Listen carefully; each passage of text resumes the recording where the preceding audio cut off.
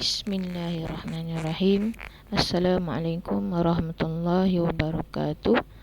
InsyaAllah hari ini kita belajar Fiqh Taharah tahun 3.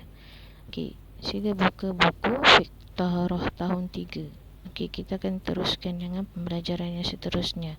Tajuk yang kita akan bincang kali inilah najis mughallazah dan cara menyucikannya. Okey, tengok tajuk untuk surat 28. Tajuk yang ke-8, najis mughallazah dan cara menyucikannya.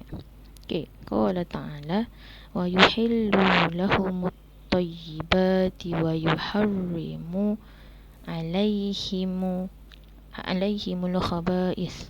Maksudnya, dan menghalalkan bagi mereka, ingat dan menghalalkan bagi mereka segala benda yang baik dan mengharamkan bagi mereka segala benda yang buruk.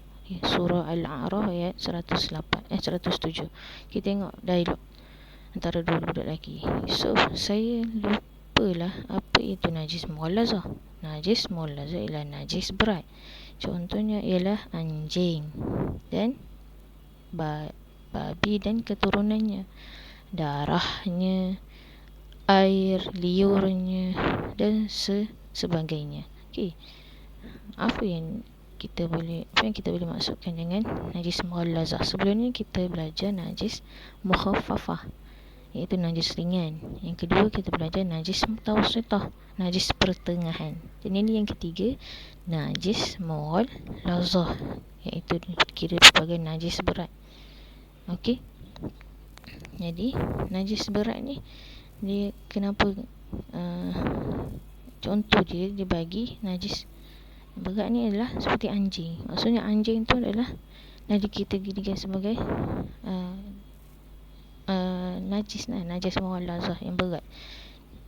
Anjing serta keturunannya, maksudnya adalah dengan anak-anaknya, bapaknya, maknya, mak segala anjing, bapak segala anjing, anak segala anjing, semuanya najis bagi kita. Juga sama dengan babi juga, dan serta keturunannya, anak babi, mak babi, segalanya. Allah Akbar.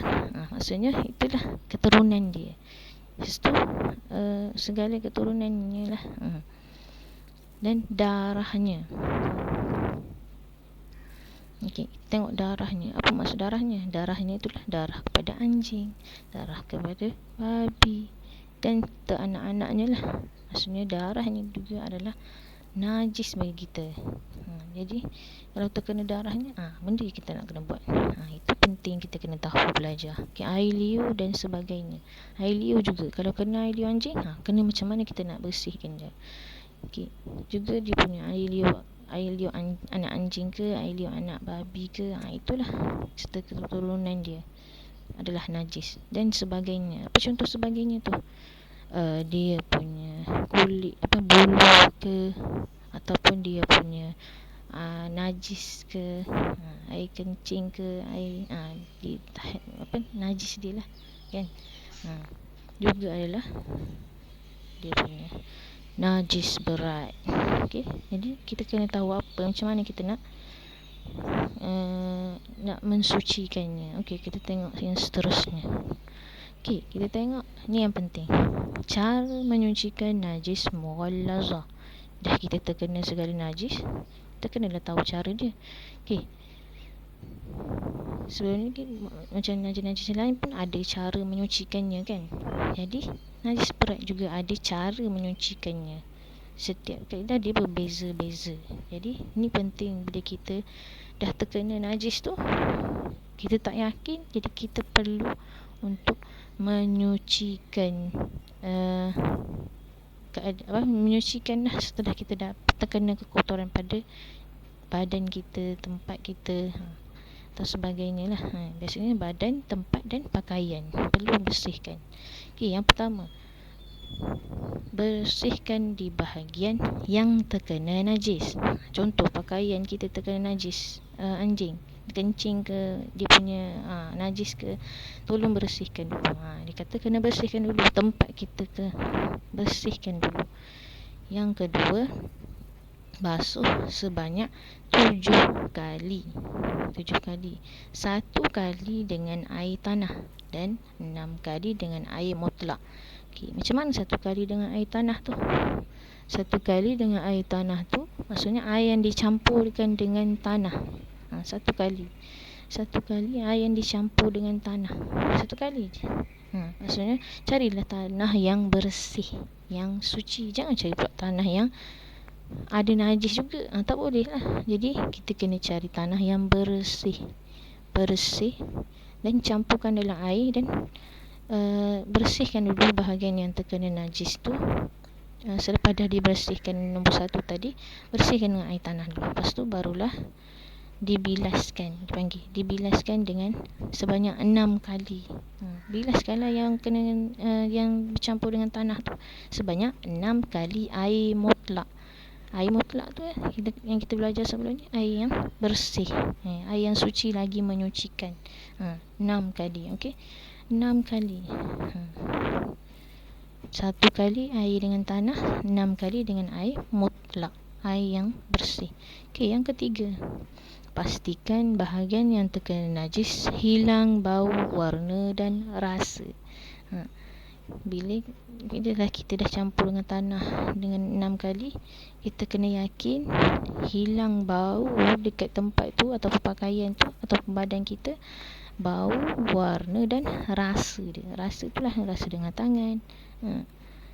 Kita dah tak nampak bau dia, kita dah tak bau, dia tak hilangkan warna dia, dia dah rasa dah tak ada dah.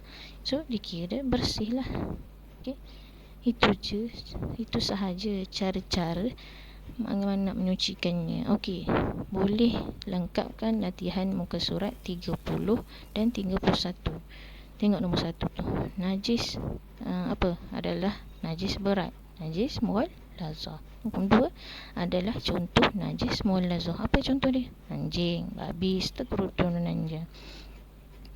Okey, 3 apa tu? Untuk menyucikan najis mughalazah adalah menggunakan 1 kali air yang bercampur tanah dan 6 kali air yang mutlak. Okey, najis mughalazah hendaklah dihilangkan daripada rasa, bau dan warna. Dan darah babi adalah najis mughalazah. Okey, jawab soalan tu saling semula. Ayat tu sambil hafal. Ni, kita satu lagi. Kenapa Islam mementingkan thayyibat? Thayyibat. Thayyibat tu baik, itu maksud dia baik. Kerana kebaikan tu Allah sendiri suka. Tu dia salah. Kerana Allah suka akan kebaikan. Thayyibat tu sendiri adalah kebaikan. Jadi bolehlah tulis kerana Allah suka akan kebaikan. Macam itulah, insya-Allah. Jadi boleh tulislah kat situ dalam jawi, kerana Allah suka akan kebaikan. Okey. Ataupun bolehlah kerana Allah suka akan kebaikan lah, yang terbaiknya. Okey, terima kasih. Assalamualaikum warahmatullahi wabarakatuh. Jumpa lagi.